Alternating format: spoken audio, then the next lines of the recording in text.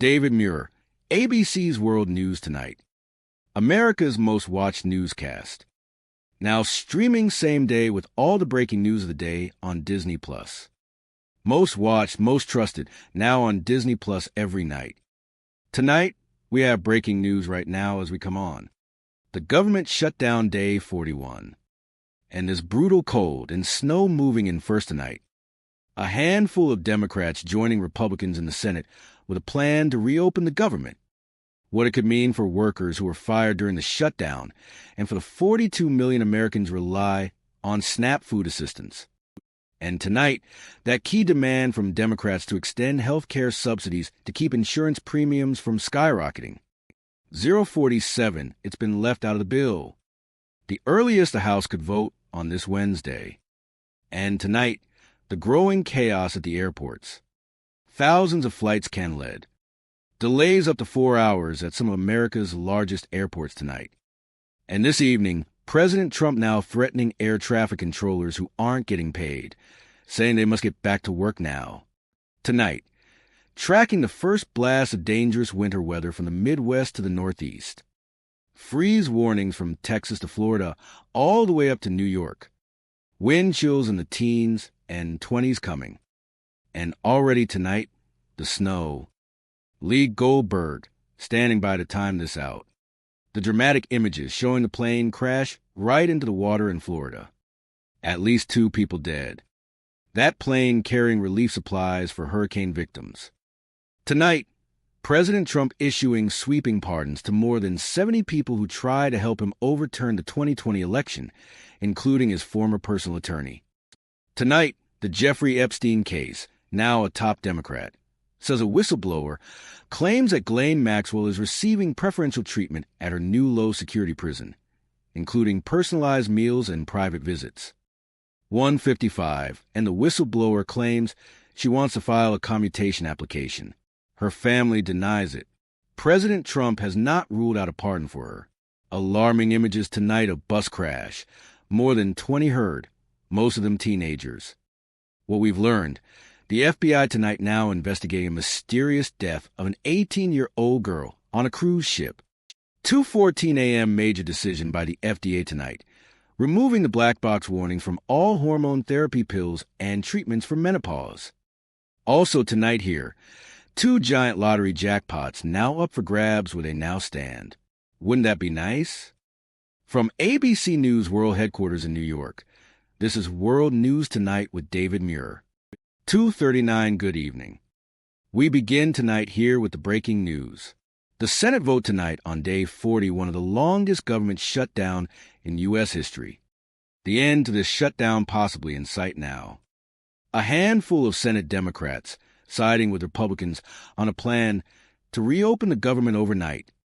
Now, the key vote coming tonight and what it could mean for thousands of workers furloughed and for workers fired during the shutdown.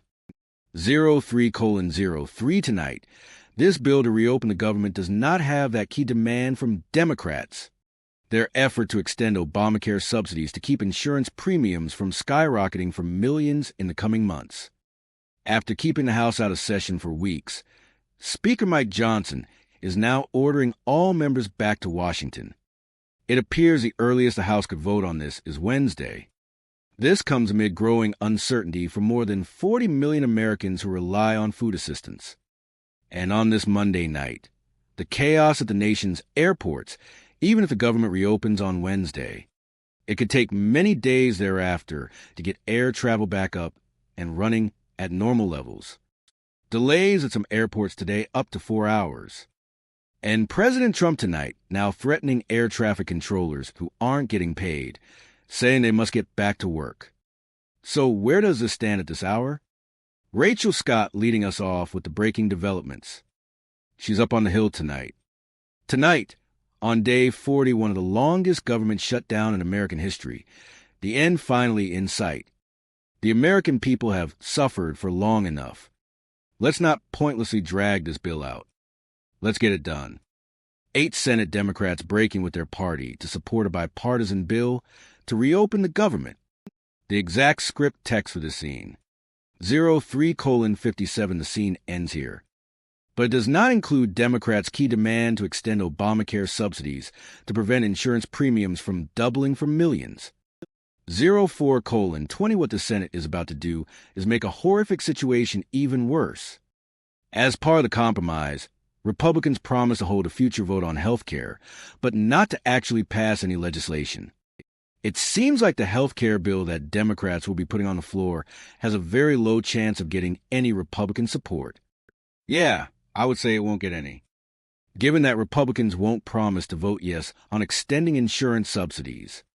To prevent premiums from soaring for millions, I asked Democratic Senator Jeanne Shaheen why she's now willing to reopen the government. Why put up this fight for so long if in the end you didn't end up getting your key demand? Well, we aren't sure if we're going to get our key demand or not because we're just starting that part of the discussion. But it's time to end the suffering that people are feeling because of this government shutdown. As the shutdown dragged on, President Trump ordered the Department of Agriculture to cut off food assistance for 42 million Americans. Hundreds of thousands of federal workers missed paychecks. And breaking from past shutdowns, the president fired thousands of others. 521 the bipartisan compromise calls for those workers to be rehired. ABC's Karen Travers asking the president if he would do that. Mr. President, that deal does reverse the mass firings your administration put through during the shutdown. Did you sign off on that? And will you abide by that if this passes? Well, I will be. I abide by the deal. The deal is very good. And David, just moments ago, the Senate officially passed this government funding bill. It now heads over to the House where lawmakers have been out of town, out on recess for more than 50 days. They are now scrambling to come back here to Washington by Wednesday to vote on this measure, and then it will head to the president's desk for his signature.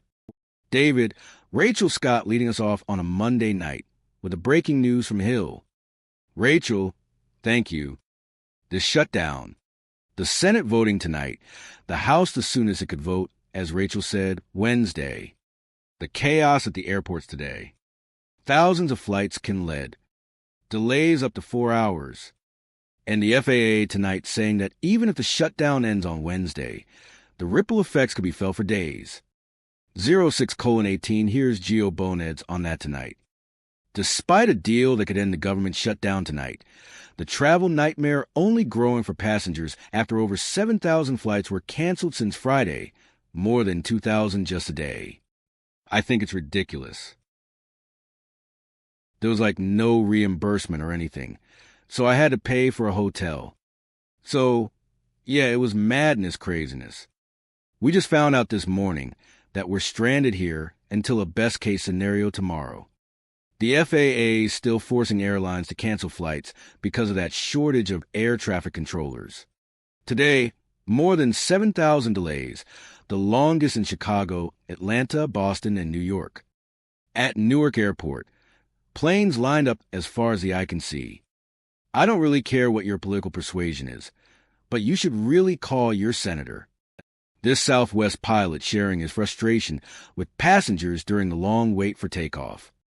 It's really frustrating for me because right now it's going to cost about 2 hours of our lives on the ground before we even take off.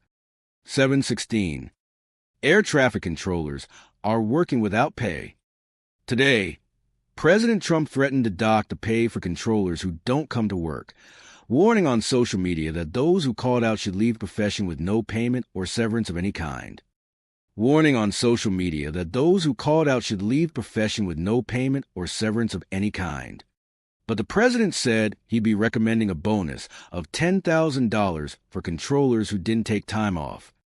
Air traffic controllers say some of their coworkers have to take side hustles. They're up till midnight driving Uber because they can't pay their bills, cannot pay for childcare.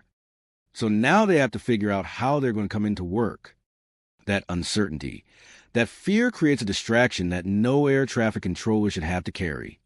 And David, even if the government reopens, and again, that could be Wednesday at the earliest, it could still take a week for air travel to get back to normal.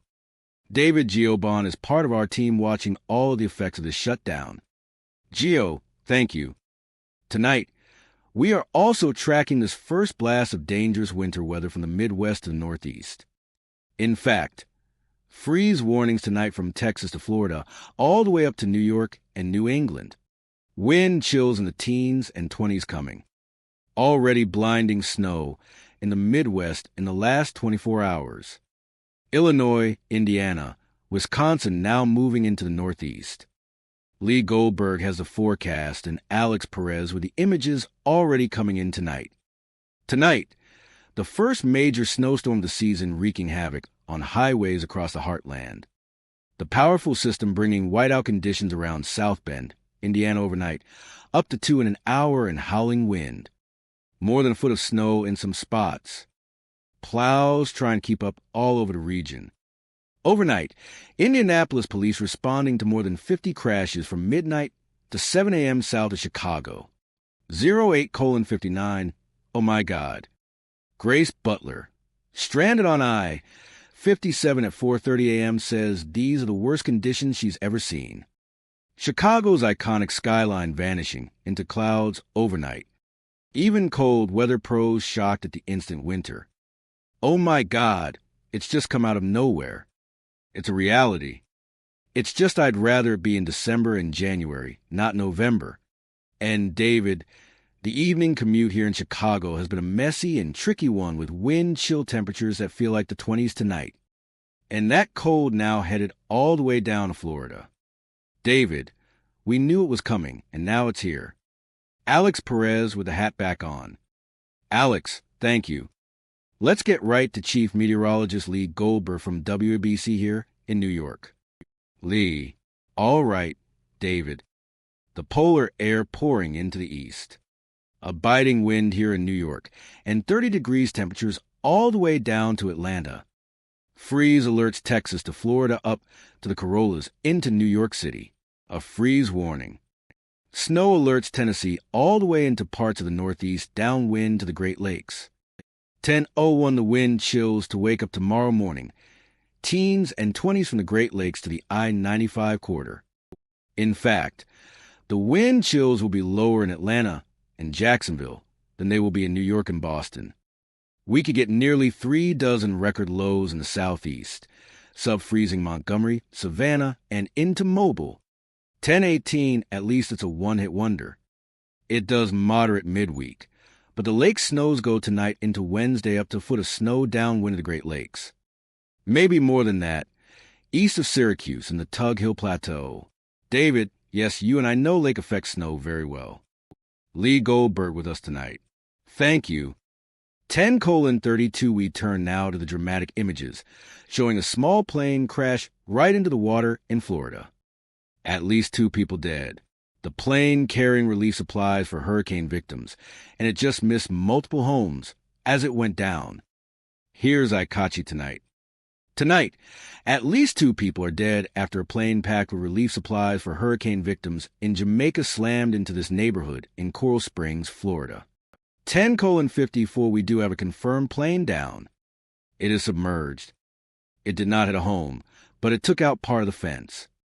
Look into the area right in the backyard there. You can see debris all over the backyard there. The plane, a Beechcraft King Air, took off from Fort Lauderdale Executive Airport at 10:14 a.m.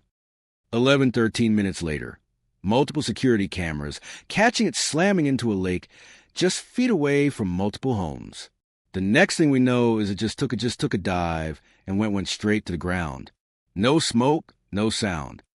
Just the plane that came in. Fortunately, the plane did not strike any houses, when it entered the water. 11:34, it did strike some trees in the backyard of one of the homes. Authorities say the plane was a relief flight bound for Montego Bay, Jamaica, packed with supplies for victims of Hurricane Melissa. David, the NTSB, FAA, and local authorities are investigating and are asking residents in the area to contact them if they find debris on their property. 11:53, David Ike Ejiochi tonight. Ike, thank you. Tonight, President Trump has issued sweeping pardons to more than 70 people who try to help him overturn the 2020 election, including his former personal attorney, Rudy Giuliani. Here's Mary Bruce. Now, after first pardoning more than 1,500 people in connection with the January 6 attack on the Capitol. Tonight, President Trump issuing full, complete, and unconditional pardons to dozens of close allies who try to help him overturn the results of the 2020 election. Among them, his former 1226 personal lawyer, Rudy Giuliani, who pushed a false claim that Georgia election machines were controlled by Venezuela. The company counting our vote with control over our vote is owned by two Venezuelans who were allies of Chavez, are present allies of Maduro. Attorney Sidney Powell spreading the same lie. This is a consummate foreign interference in our election. 12:54 tonight, Powell and Giuliani both pardoned along with Trump's former chief of staff, Mark Meadows, and 74 others. But Trump's move is largely symbolic. Presidential pardons only apply to federal crimes, and none of these individuals have been charged in a federal case. Still, a top Justice Department official making the purpose clear, posting, "No MAGA left behind." 1317, and again, David, this only applies to federal criminal charges. Giuliani was found liable in a civil trial defaming two election workers in Georgia in order to pay them $148 million. He still faces state charges of election interference in Arizona and in D.C. and New York. Giuliani has been disbarred. David Mary Roos live at the White House. 1336 Mary. Thanks. Tonight to the Jeffrey Epstein case. A top Democrat now says a whistleblower claims Ghislaine Maxwell is receiving preferential treatment at her new low-security prison, including personalized meals and private visits. The whistleblower also claims she wants to file a commutation application. Her family denies it. Here's Pierre Thomas tonight. Tonight, a top congressional Democrat claiming convicted sex trafficker is getting the country club treatment while in prison. Congressman Jamie Raskin of Maryland says a whistleblower has come forward with a laundry list of alleged perks, including customized meals delivered to her cell, guests allowed to bring computers while visiting, raising the potential that could use a computer to conduct unmonitored communications with the outside world. Maxwell was sent to a minimum security camp in Texas days after that controversial meeting with Deputy Attorney General Todd Blanche, who was also the president's former defense attorney. In that meeting, Maxwell claimed that President Trump was not involved in any illegal activity with Epstein. "I never witnessed the president in any inappropriate setting in any way. The president was never inappropriate with anybody in the times that I was with him. He was a gentleman in all respects." But critics say Maxwell was rewarded for that interview. Today, Raskin also claiming that the whistleblower said the prison warden was helping Maxwell with a commutation application. But Maxwell's brother denies all the allegations, saying she's not getting special treatment, is not applying for a commutation. But President Trump has not ruled out a pardon or a commutation. I'm going to have to take a look at it. 1514, I have to ask DOJ. I didn't know they rejected it. I didn't know she was even asking for it. Frankly, tonight, the Justice Department declining to comment. And David, with Speaker Johnson bringing the House back in session as soon as Wednesday, it means that Adelita Grava, the newly elected Congresswoman from Arizona, will be sworn in more than a month after she was elected. David, she's expected to give the final signature to force a vote on releasing the Epstein files. Pierre, thank you. Tonight, the U.S. military targeting two more alleged drug boats in the Pacific. Secretary Peter Gath sharing the video online, saying two vessels were hit in separate attacks. No word on where the boats came from or who was on board. Gath says they were traveling along a known drug trafficking route. Overseas tonight, authorities are on high alert following a deadly car explosion in Delhi, India. At least 8 people were killed, dozens injured in the blast near a metro station at the historic Red Fort. Authorities say a slow-moving vehicle exploded near a traffic signal, damaging cars, causing a large fire. 1613 tonight, the U.S. Embassy urging Americans to avoid the area and to stay away from large crowds. When we come back tonight, a major decision by the FDA that will affect millions of women removing the black box warnings from some hormone treatments for menopause. Also, the alarming images tonight: a bus crash, more than 20 hurt, most of them teenagers, and what we've learned so far. And tonight, the FBI is now investigating the mysterious death of an 18-year-old girl on a cruise ship. We'll have more on this in a moment here. Tonight, more than 24 people were injured when a bus carrying a church group overturned on a highway outside San Bernardino, California, landing on its side on Highway 330. Many of the victims are teenagers. Witnesses say the bus caught fire before flipping over. Tonight, the FBI is investigating the death of an 18-year-old girl on board a Carnival cruise ship. The body of Anna Keeptainer was found on the ship traveling from Miami to the Caribbean. The FBI is now reviewing video, interviewing passengers. Carnival is cooperating in the investigation, and there's no word, though, on the cause of death. When we come back here tonight, 2 giant lottery jackpots now up for grabs. Where they stand tonight, and it was homecoming, but the other team didn't show up. So what happened next? This is quite something in a moment. To the index of other news, the FDA is now lifting warning labels on hormone-based menopause drugs. 1730, those long-standing black box warnings, as they're called, alerted women to possible risks of breast cancer, stroke, heart attack, and dementia. FDA officials now say the outdated labels discourage women from seeking hormone therapy to ease menopause symptoms. Those labels are now being removed from nearly 24 pills, patches, and creams. Well, tonight, a pair of jackpots, more than $1 billion, up for grabs. Tonight's Powerball drawing worth $490 million. The Mega Millions prize is tomorrow. That stands at $900 million. Good luck. Keep us posted. When we come back tonight, it is the season of homecoming all over the country. While the town where the other team did not show up, it might have turned into the best homecoming ever. 1811 finally tonight here. The homecoming America strong. Tonight, the high school homecoming that nearly wasn't in Medina, Ohio, south of Cleveland. The entire community, an extraordinary act of kindness and sportsmanship to make sure homecoming happened. The Highland High School varsity football team, the Hornets, taken to the field for what would have been their homecoming football game. It turned out the opposing team had to cancel because they had too many injuries, not enough players could play. But the entire community would then step in, filling the football stands anyway. The cheerleaders, the marching band performing in their own clothes, the school crowning a homecoming queen, and then all of the town's student-athletes, all of them taking the field. The soccer teams, the tennis teams, the cross-country teams, the elementary and middle school football teams, too.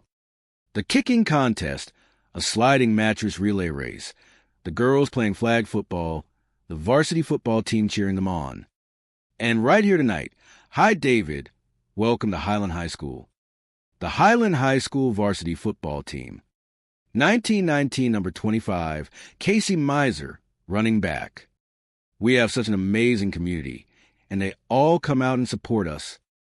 Number 65, Cody Bendow, linesman, had the old school ball. And number 6, Nick Dowski, wide receiver. It did make our senior year very memorable. Tonight, all of those players telling us they are grateful that when the other team didn't show up, 1939 from a Highland football team to our entire community. Thank you for all the support. Go Hornets. Go Hornets for sure. What a town. Go Highland High School. I'll see you tomorrow. Good night. Thank you for making World News Tonight with David Muir, America's most watched newscast.